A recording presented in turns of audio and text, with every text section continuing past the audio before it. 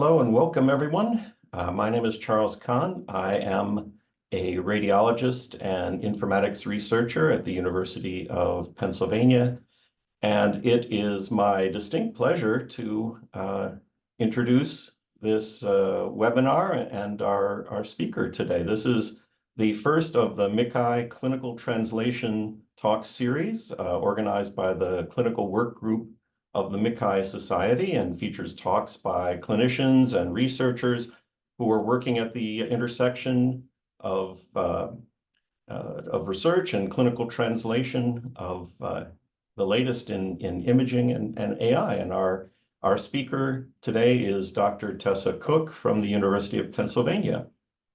To give you a little bit about Tessa, Tessa is Associate Professor of Radiology and serves as Vice Chair for Practice Transformation in the Department of Radiology, where she oversees innovative practices and the implementation of AI tools and their development within radiology. She is a very well-known educator and leader in radiology and informatics. What pioneered the National Imaging Informatics course, which has been offered jointly by the RSNA and the Society for Imaging Informatics and Medicine, SIM. Tessa is the immediate past chair of SIM and has been elected a fellow of that society and received their prestigious Ruth Dahoff Award. She is also a fellow of the College of Physicians of Philadelphia. So it is a real privilege for me to get to introduce Tessa, and very much looking forward to her presentation. Thank you, Chuck, for that very kind introduction. Hello, everybody. It's delightful to see so many of you on the webinar today. I'm going to talk about identifying clinically relevant problems in medical imaging. I do have the following disclosures. And I wanted to start first by thinking about what translational science looks like for us in this field. I've been working in medical imaging since the late 90s, and I kind of wondered about the growth of our specialty, if you will, over these last couple of decades. And so I looked at the number of publications with the phrase medical image analysis that have been published since 2000. And you can see this sort of inflection point, sort of right around the COVID pandemic and also with the advent of AI, that suddenly there is a ton of work happening in this area. But what happens to all of this research? Are we using it for patient care? Where does it go from the medical literature? And according to this review article, the answer is 17 years.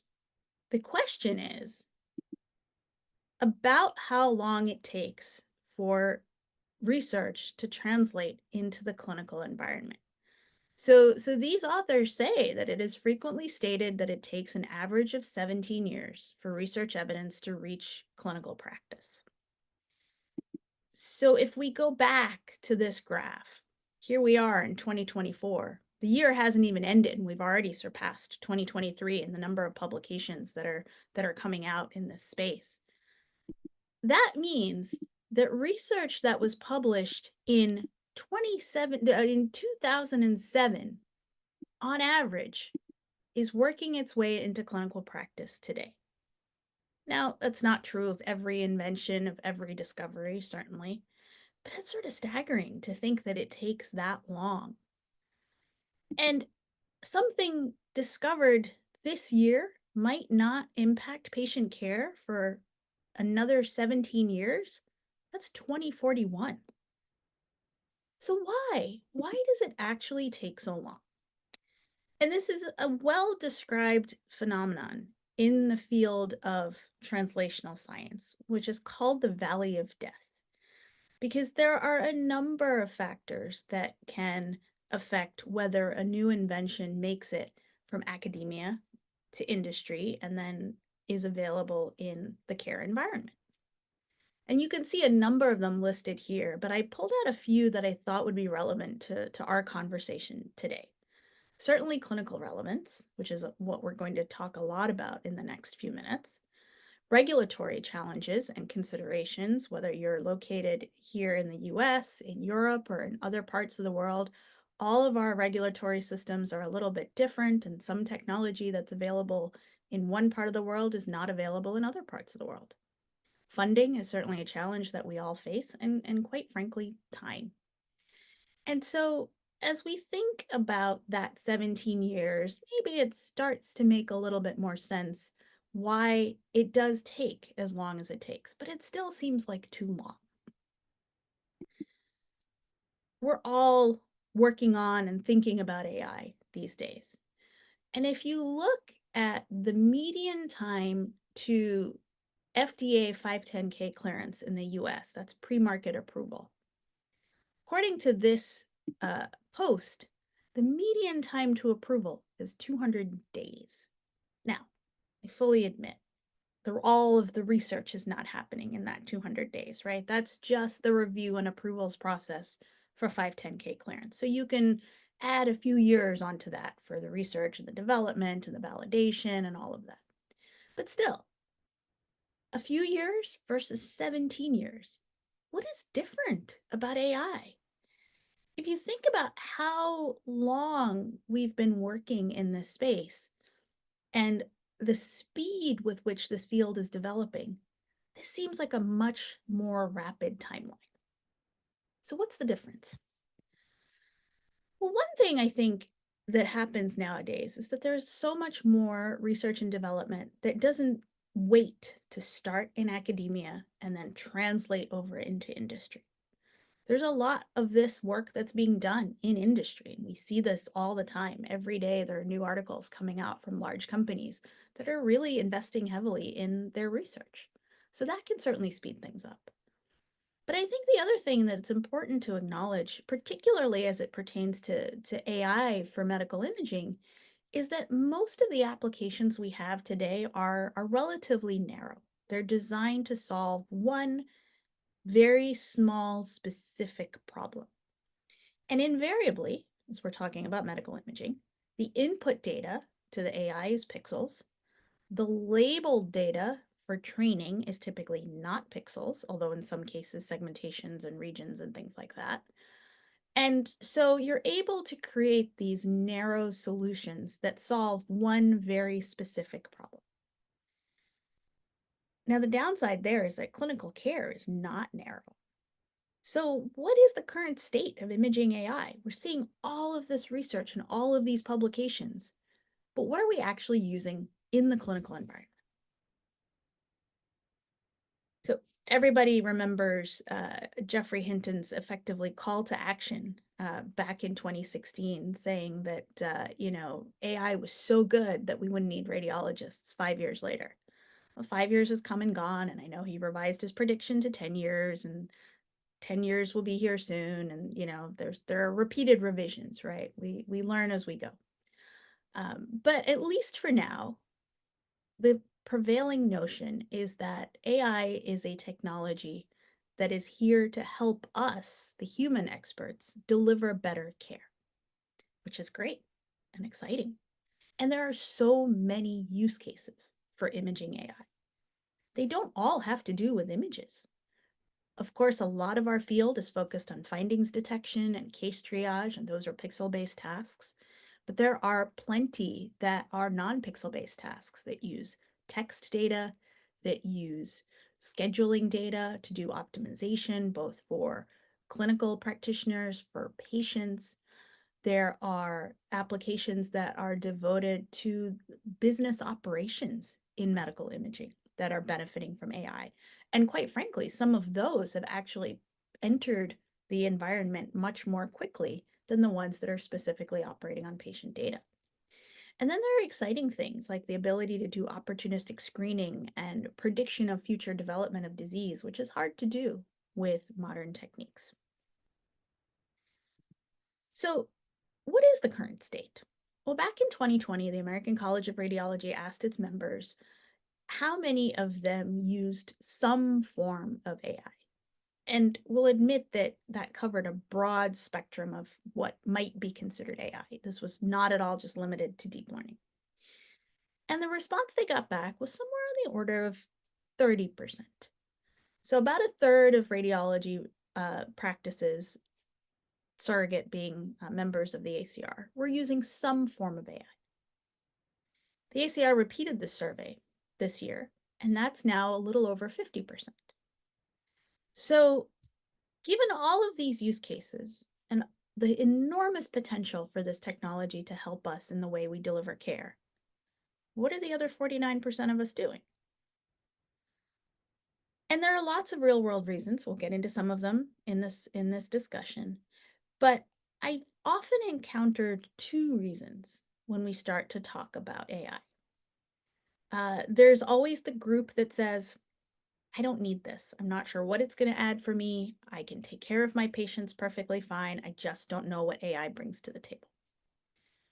Then there's the other group that says, I need AI to do a whole lot more than it currently can do for me. And until that point, I don't see how it's going to help. And of course, there's everybody in between, right? But we seem to be coalescing around AI is not doing enough. And everybody's expectations of what enough might be a little different. But we can dig into that a little bit. There's also the component of it that has to do with how much radiologists trust this new technology. And this was really one of the areas where in the original ACR survey from 4 years ago, there was a significantly higher degree of skepticism than for all of the other areas of AI performance. People felt that it was correct. People felt that it added some value to their practice. Overall, it was sort of a positive sentiment. But when asked if they would trust it, specifically autonomously, everybody pushed back and said, not yet. So I think thinking forward, not just to next year, 5 years from now, but even far into the future, I think having AI that we can really understand a little bit better becomes very important. Understanding its capabilities, but just as importantly, its limitations. Because if you put this new technology into the clinical environment, ultimately the human physician, i.e., my colleagues and I, are still responsible for the end product, the result of the diagnostic test, the result of the therapeutic procedure, whatever it might be. And so helping us to really understand how this technology works for our patients becomes very important. So getting back to the sort of current state, now again, rewinding to just a few years ago, there were 56 510(k) cleared models in July of 2020. 4 years later, that number is over 700 across all of healthcare and more than 500 in radiology alone. So we make up 75% of FDA 510(k) cleared healthcare AI, which is pretty substantial. So based on all of that, you might think, well, we've done it. We've figured it out. We've fixed radiology with AI. Not quite. I could probably stop talking now if that were the case, but there's still so much to do. And if you look at some of the literature, and I will admit there are fewer papers like this now than there were a couple of years ago, but there's our metrics for success are perhaps not ideal. So one very common metric is AI versus radiologist. And so you can see a few examples here of papers in the literature talking about, all of which talk about AI outperforming the human expert in some task. There are just as many papers that say the opposite, that radiologists are outperforming AI in some task. In this case, maybe a couple of diagnostic tasks, as well as, auto generation of radiology reports. So what is the right metric? What should we be looking at here? Is it human versus AI or AI versus human? Probably not, because we're not necessarily going to completely remove the human from the loop here. Maybe for a few very specific use cases where the performance of the AI has been demonstrated to be almost perfect, where we would feel safe delegating a task to the AI in the clinical environment. But what about looking at how well AI augments our performance? So should it be human with AI compared to human without AI? Or human with AI compared to just AI by itself? Or something else? Or maybe in different use cases, in different scenarios, the metrics are a little bit different. We don't yet have autonomous AI for radiology. It might be around the corner. I'm not good at predicting the future. It does exist for diabetic retinopathy, but right now that's the only FDA-cleared autonomous imaging use case in healthcare. Who's to say we won't have one someday? But we really need to put some thought into how we're going to make sure that it's safe for our patients. And this is some really interesting work that kind of takes a step towards that question of what is the right metric? So this is a group that took 140 radiologists and had them identify 15 different findings on chest x-rays. And they came to a number of very interesting conclusions. Normal measures of experience, number of years in practice, subspecialty training, things like that, surprisingly were not predictive of how much the AI augmented the radiologist's performance. That said, radiologists that were perceived as lower performing were not always sufficiently augmented in their performance by having AI alongside them.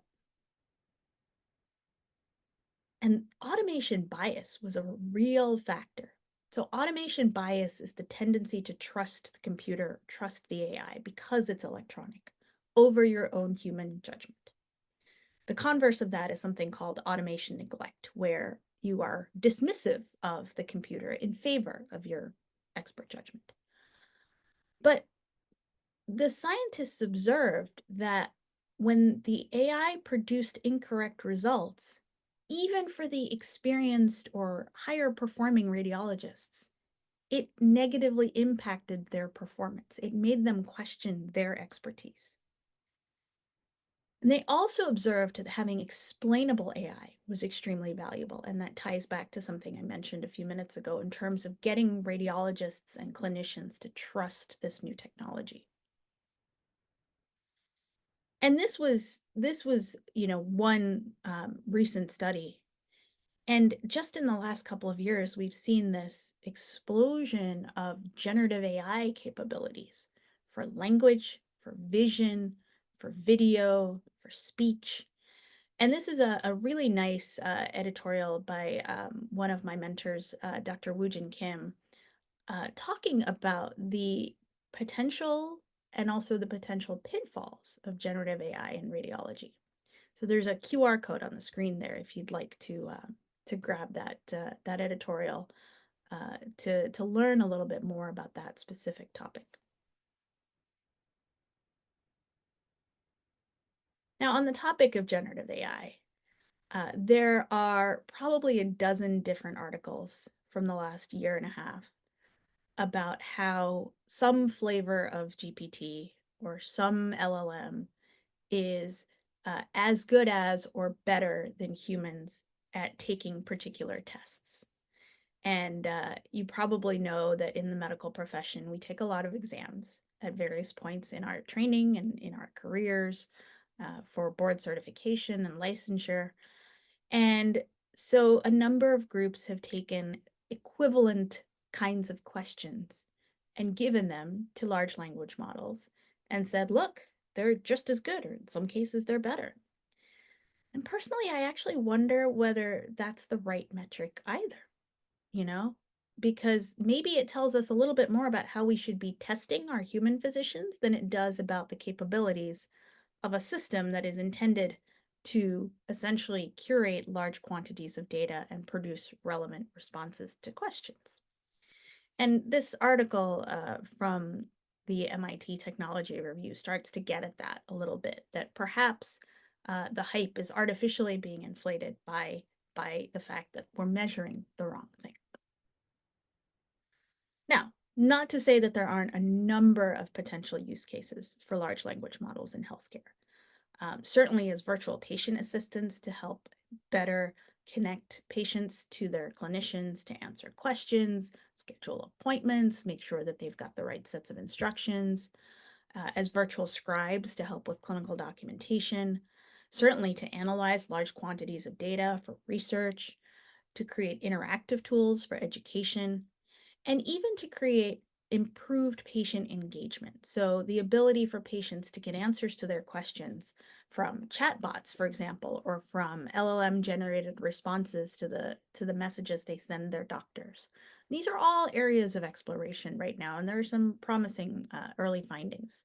There's one study at least that says that AI is found to be more empathetic in its responses to messages sent through the patient portal.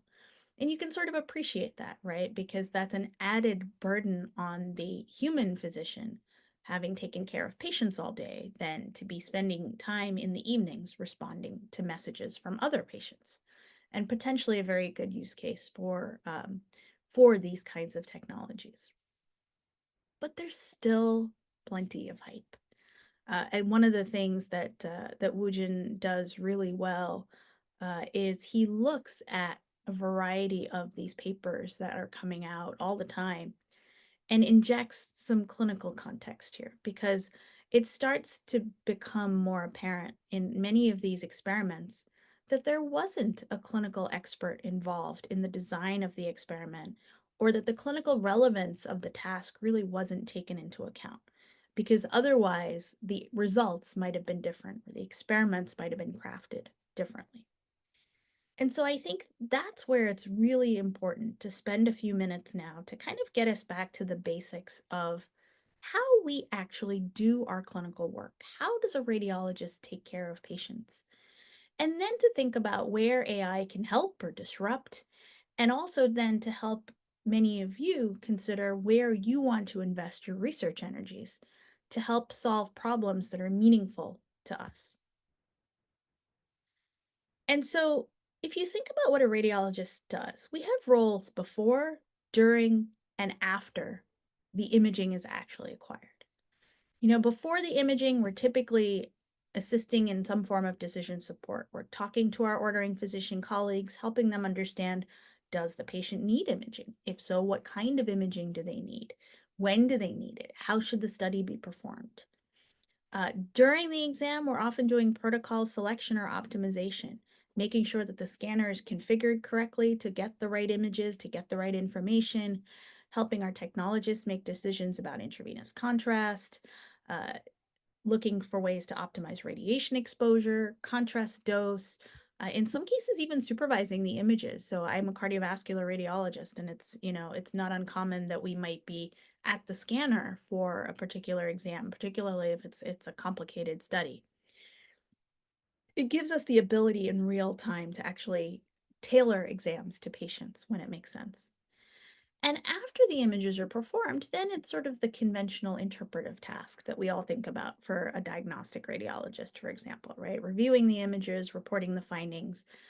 But then there's communicating those findings to the ordering clinician, consulting with other clinicians to perhaps help them craft the plan of management for the patient.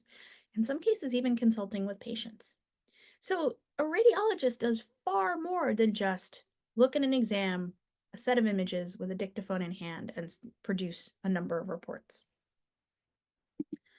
So with that background, where might AI play a role?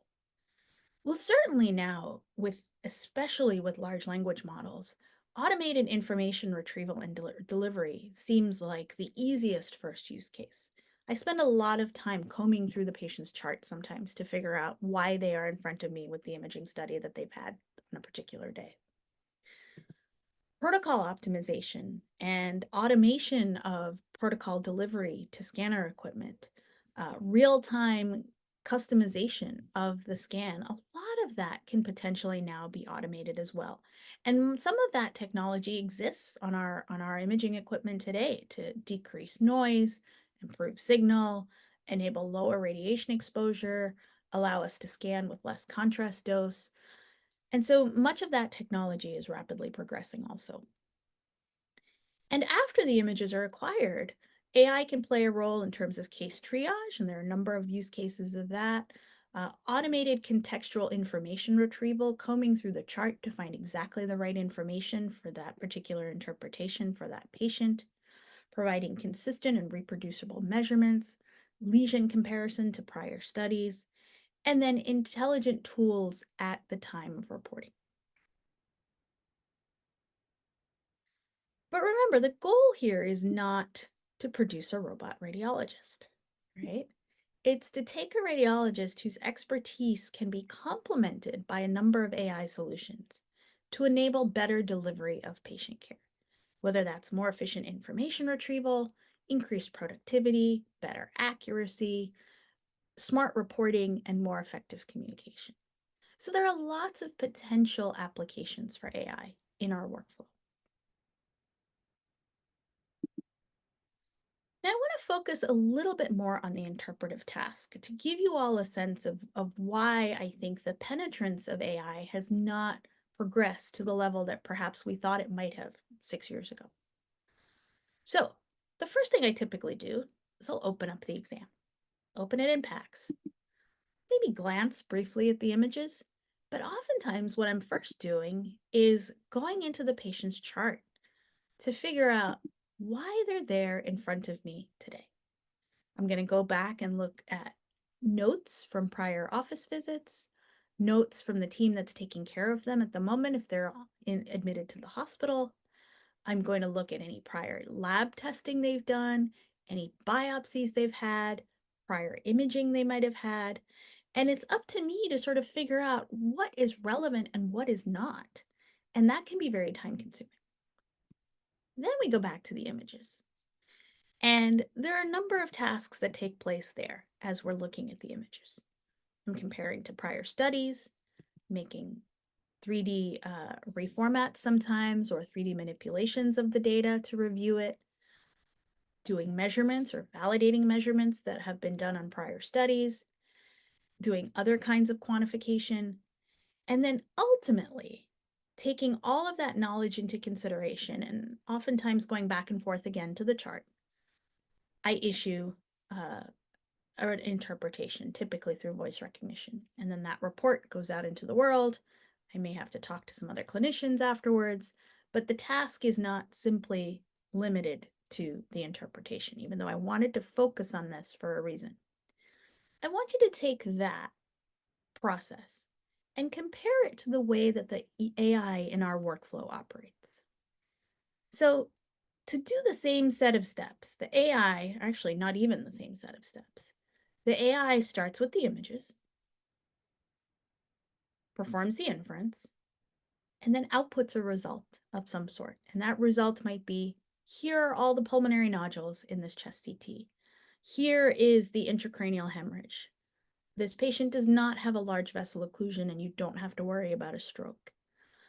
Here are the organ volumes for this particular set of organs. But what about the patient's chart? What about the lab results? All of that prior imaging? Shouldn't AI take into account the same set of input data as the human radiologist? And I think this is one area where the subtlety of AI outperforming radiologists kind of clouds what the actual task is, because we never interpret images in isolation of other information about the patient. In fairness, we always wish we had more information about the patient. And to get the information, oftentimes we have to dig through the patient's chart to find it. But we're never presented with just images and nothing else. Unlike the AI, or at least a lot of the AI that we have available to us in the clinical environment today. So how can you take that information and use it to identify clinically relevant problems for your work. Because for now, AI remains narrow. The technology is moving very quickly. But in the absence of clinical context, I think that has been a big part of why penetrance into the clinical space has been slower than I think a lot of us thought it would be. Now, admittedly, just in the last couple of years, there have been incredible developments in large language models, generative AI, and now we have foundation models as well. And those could potentially offer us a new paradigm for getting more of this technology into the clinical workflow in a meaningful way. So how do we develop techniques that will translate into this clinical workflow in fewer than 17 years? Because that should be the goal. And I think the answer is that we need multimodal imaging, or multimodal AI in imaging. I used a number of AI-generated graphics in this talk, as you've probably noticed. And this one made me chuckle the hardest because according to image generation, generative AI for images, multimodal means transportation, and that's how it interpreted it. I like the fact that they're already working on flying cars. We're still working on cars that can drive themselves on the road, but generative AI has taken it one step further. But in all seriousness, what do we mean by multimodal? Now, when we talk about multimodal in the patient care environment, we often mean multiple imaging modalities. So combining data, CT data and MR data, PET with CT, PET with MR, for example. In the research world, I've heard it referenced as different types of the same modality. So T2 and FLAIR, for example. But for this conversation, I want us to think of multimodal AI as AI that can take as input relevant patient data of different kinds. And there is some early work in this space. This is a paper from Nature Medicine a couple of years ago showing the incredible number of potentially different types of data about an individual that might go into decision making and allow the clinician the ability to ask very targeted questions based on this data. And you can see here the example with imaging, where there's imaging and all sorts of other data that goes into the consideration. There is information about how the patient presented, and then a multimodal AI that can produce a relevant answer to a question. There is some early work in multimodal AI in radiology as well. This is a group that used the MIMIC data with some clinical parameters in addition to the chest x-rays to build a chest x-ray prediction model. And then work also looking at taking prostate imaging and combining it with PSA and other clinical variables to build a multimodal model for prostate cancer detection. And additionally, there is work in industry as well, again, acknowledging the fact that the inputs to these models and the data that we might want to ask questions about could be extremely varied, covering all kinds of medical imaging, certainly not limited to radiology, genomic data, text, maybe even multimedia such as audio and video as well. So work is ongoing. This is early days yet. But why? Why is this important?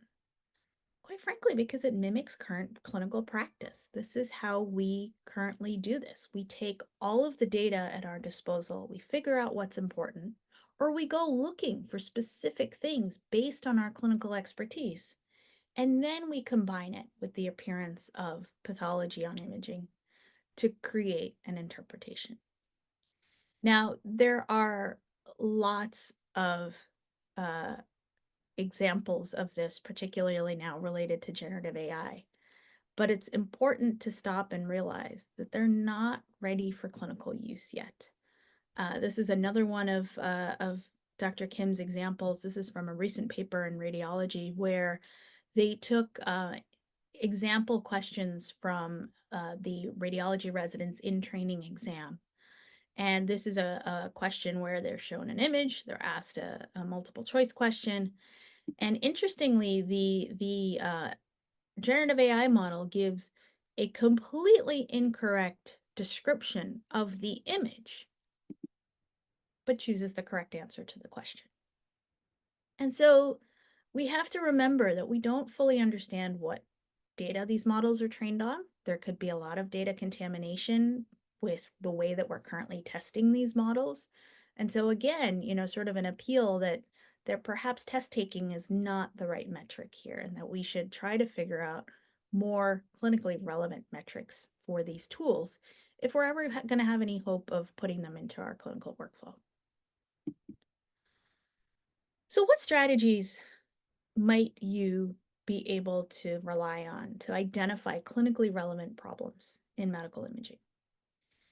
And I want you to think of this with an eye towards translation, right? If you're trying to create new technologies that ultimately end up in the clinical workflow, you have to start thinking about that up front before you've developed the technology, rather than trying to find a place for it in patient care.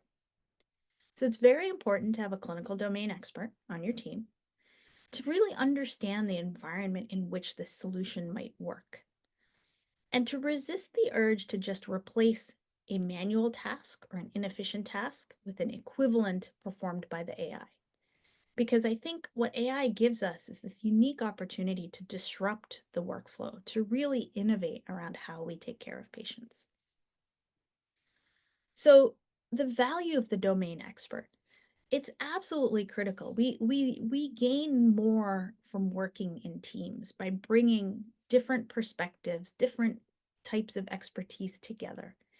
And so for my research colleagues in the audience, I think it's very important that you need a clinical domain expert on your team.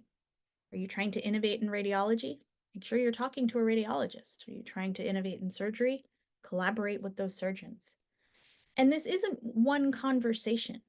Those clinical experts need to be a part of the team and have input along the course of the science. And it's important to resist the temptation to just get the data that you need and continue on without input from the clinical expert if your goal is ultimately to build something that is going to impact patient care. And if that is the goal, you can't think of it after you've made the discovery or finished the invention. You have to think about it at the beginning. It's also very important to understand the environment in which this solution is going to work. There are a number of pain points and points of friction in our workflow, and if you spend, even a couple of hours in a radiology reading room, you will very quickly observe what many of those are. We spend a lot of time searching for information. A lot of that information is packaged in ways that is not easily consumed.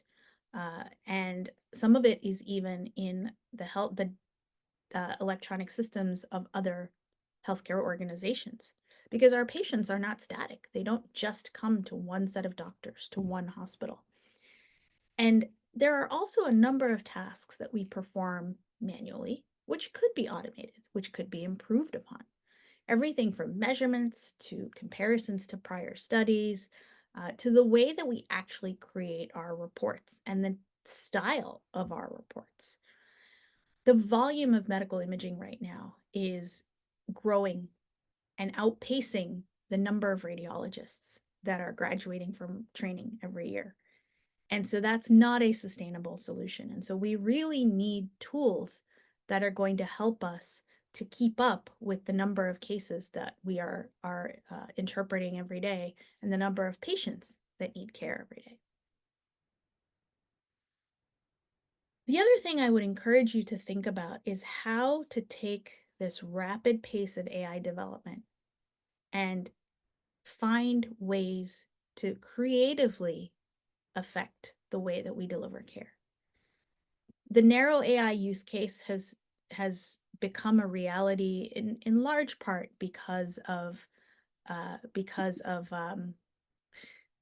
regulatory constraints, right? Certainly for 510(k) clearance in the US, that is sort of what's expected. If your AI does 10 things, each of those is an individual 510(k) application. You cannot apply once for the entire suite of applications. So narrow AI is almost a byproduct of the regulatory environment, certainly here in the US. But can we get more creative?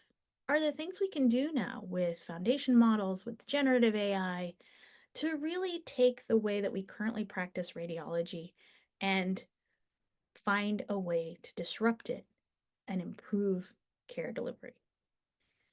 Part of it is developing solutions that address these pain points and reduce the points of friction. But I really want to encourage all of you to resist the temptation to just see something that a radiologist does and replace the manual version of that with the automated version of that, because I think AI is going to allow us to do better. So, in conclusion, it's an exciting time to be a radiologist. I know that the predictions were dire about, 6, 7 years ago, but I think this is probably the most exciting time that this clinical specialty has ever seen. And certainly is one of the most fun things I do in the course of my week, is thinking about how we can leverage new technologies for patient care. But I want to encourage everybody to invent with an eye towards translation. As you develop and as you discover new techniques, think early on as to where they might play a role in developing and in improving care delivery, so that we can start to shrink that 17-year timeline down to something more reasonable that can benefit more people.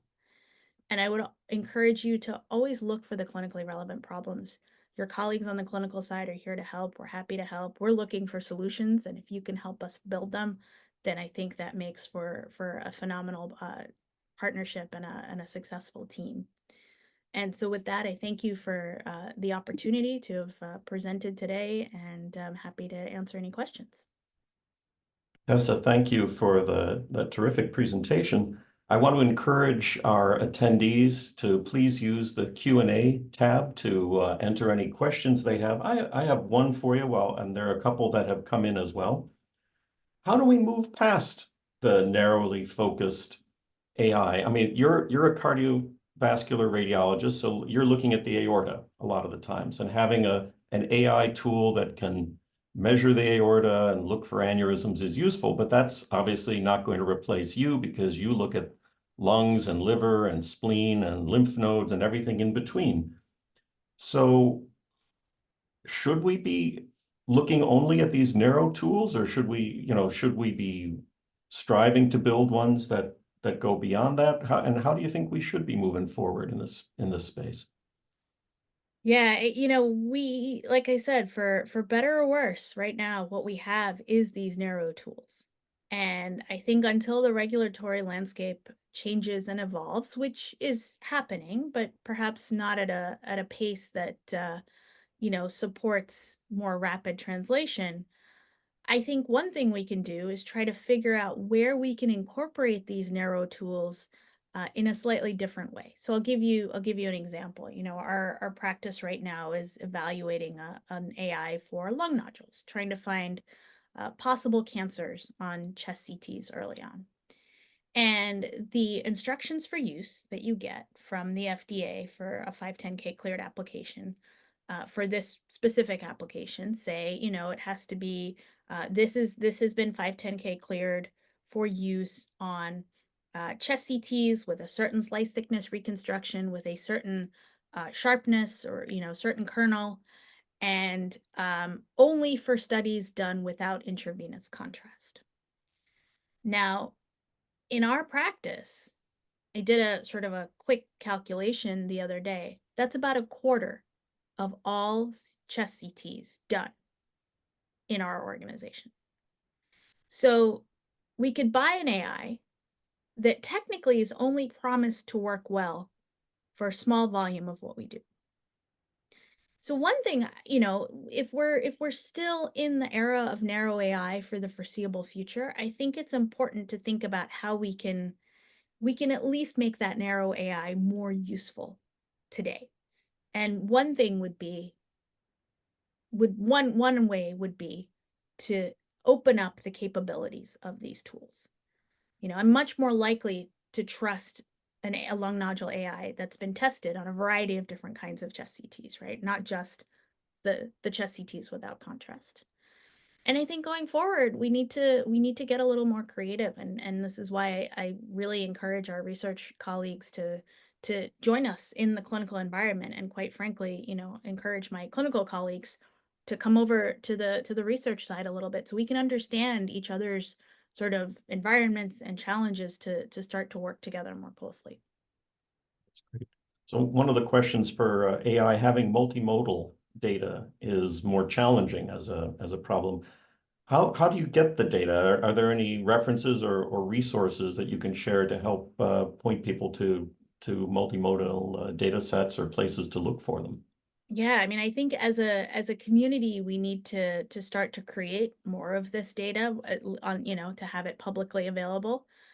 Mimic that I mentioned is one that does exist right now. It's chest X-ray data and also data from patients who are in the intensive care unit. So they have, I think, signal data and laboratory data and things like that. It's admittedly a narrow application, right? And so I think one of the things that makes this difficult is having publicly available data sets, because we don't have them. And there's certainly issues around data security and patient privacy and things that we have to acknowledge and work towards as well.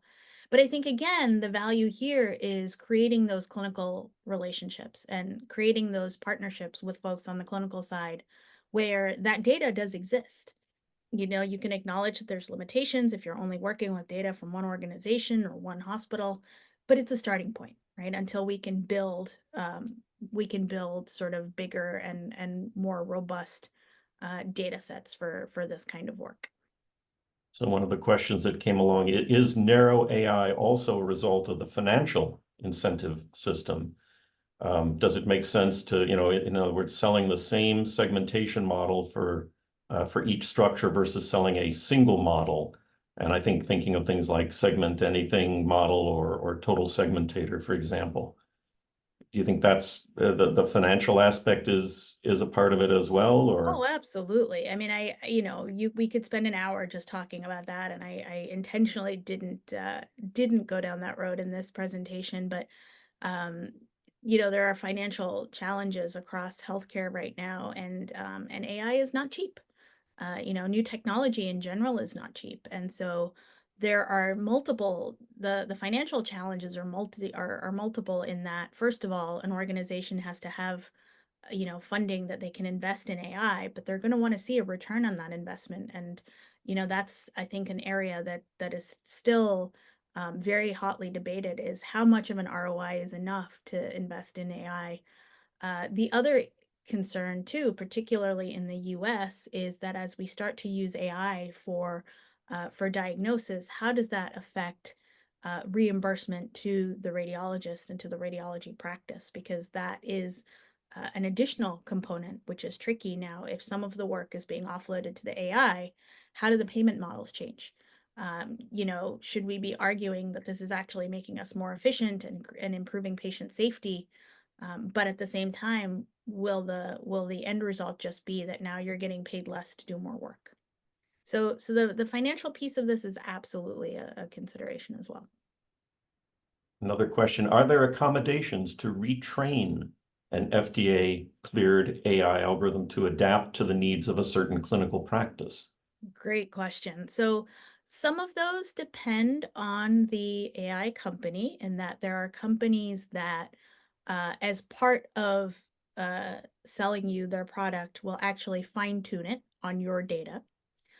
We have a philosophy here that we don't purchase anything that we haven't evaluated first on our data.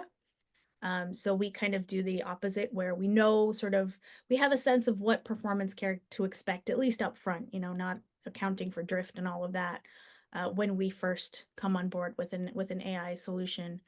And then there's the sort of next phase of that, which is, well, if you purchase an AI and then the company updates the model, the regulatory framework is sort of starting to come along to that with these change control plans. It's called PCCP, and I forget what the first P stands for. It might be proposed change control plan. But the FDA is developing a mechanism to allow for a bit of an expedited review for a product that was previously 510(k) cleared and then updated in some way or refined in some way. Great. As a clinician, how much do you trust AI-based prognostic scores? Would you use them in clinical practice? I mean, I have more questions in response to that question. I think I would want to know what it's trying to prognosticate. Are we talking about the risk of, cancer for a pulmonary nodule based on the appearance of a pulmonary nodule? Are we talking about tools that are doing radiomics or radiogenomics? I think this is where the validation of these tools, both on, at a large scale at multiple sites, but also on our individual patient population becomes very important because that's where you start to build the trust. I think one reason that so many of the radiologists that were surveyed in those ACR surveys had that inherent distrust of AI is that if you haven't really had a chance to play with it and experience it, I think it's very much of an unknown. And I've talked to lots of folks who said, well, I thought it was one thing and then we started using it and it actually is a completely different thing. And in some cases, they're happy about what the difference is. In some cases, they're unhappy about the difference. And so I think it really depends on what the use case is, what the prediction is. But I think as time goes on, more and more, we're going to start to develop more and more of these models that are going to enter the clinical workflow. And that I touched a little bit on opportunistic screening and that use case of AI, and I think that's where a lot of that is going to come into play. So the short answer is it depends. And what do you think about the near future of AI to support clinical trials? Is there more space there for development than in the tightly regulated world of clinical practice? So when you say AI in clinical trials, I think of there's two areas of this, right? There's AI to support clinical trials, but then there's actually clinical trials of the AI itself. Because you'll notice that Chuck and I have been talking about FDA cleared versus FDA approved, which are two completely different mechanisms here in the US. FDA approval, through clinical trials is a three-phase process with very specific expectations and criteria and goals for each of those phases. Whereas the 510(k) process, and I don't pretend to be an expert on it, but it's designed to demonstrate safety in that pre-market environment so that the product can be marketed. And so I think it really depends on both of those things become important. AI can certainly probably help to facilitate performing clinical trials. And we're not just talking about pixel-based AI here, right? Just in terms of data management and things like that. But I think we also need to think about what clinical trials of AI actually look like. And I think that is an area where we can really start to make a difference and in how we use this technology and how we improve this technology to make it more patient focused and make it more clinically relevant. I'll take a couple more of the questions that have come through the Q&A here. One, and I think you get a measure of how well your talk has resonated with the audience today based on the number of questions we're seeing. So thank you, Tessa, for bringing this great talk and sharing your insights. The writer says, I agree, we should upgrade the evaluation of AI systems using more clinically relevant metrics. Can you talk a little more about the ideas or examples for better metrics to evaluate these systems? Yeah, absolutely. And I think again here it becomes very important to have clinical input into these systems because take for example, again, I have lung nodules at sort of at the front of mind here just because of the evaluation that we're doing. But one of the things that we are thinking about for our lung nodule tool is sort of the round trip path and the time it takes for the data to go from the scanner or from the archive out to the AI, for inference to be performed, for it to come back to the radiologist, for the radiologist to review and accept or reject the results. And there are multiple results potentially for a lung nodule AI. And then insert those results into the radiology report. And, you know, there are multiple steps along the way, right? All of that, each of those could be a metric. And so, you know, the metrics include not just exactly what the model is. It's not recall precision F1 and that's it, you're done. That's just one component of it. There are metrics around the user experience. There are metrics around how long it takes for the processing to actually take place, because you're putting this into the clinical environment. And if the radiologist is to wait an hour for your AI results to come back, it can tell you they're not going to use them. And so it's important to not only think about metrics in terms of the accuracy of the models themselves, but also in terms of how the radiologist or the clinician is going to interact with the AI. And then we didn't talk a lot about post-deployment monitoring, but that's a big piece of it too, is making sure that once an AI is in the clinical environment, that its performance is being monitored so that if any unexpected failures occur, if drift starts to happen, that someone is picking up on that and addressing it, because it shouldn't exclusively be limited to the radiologist who's using the AI to pick up on that. And I think we probably just have time for one more of the questions here, but are there databases of labeled medical images, ultrasound, MRI, CT, and so forth, that researchers can use to test new models and methods? There are certainly databases of images. I am not sure how many of them are also accompanied by labels. So, you know, there are a number of publicly available imaging resources out there. The Cancer Imaging Archive, TCIA, is one. The National Cancer Institute, NCI, has publicly available data in their Imaging Data Commons, I believe.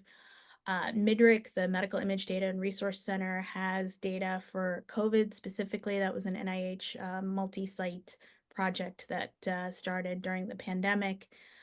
So there are data sets out there. I am not sure how many of them come prepackaged with labels. Yeah, And I fully certainly admit MICCAI. that's the tricky part. Yeah, MICCAI certainly has the data sets from their challenges, From the and RSNA challenges, now yeah. has the MIRA, MIRA, their medical imaging archive. And Well, that's a good point, Chuck. The challenge-based data sets will have labels, but you know, will they? The tricky part there is there enough data there that you can build what you want to build with those? well, on behalf of all the people who joined in the audience today, I just want to say thank you, Tessa, for the superb presentation. Great ideas and really insightful presentation, and raised a lot of great thoughts. My thanks to everyone in attendance today for joining, and I guess we'll hope to see many people here at the next of the MICCAI clinical translation presentations. And Tessa, what a great way to start us out. Thank you. Thank you, Chuck. Thanks, everybody.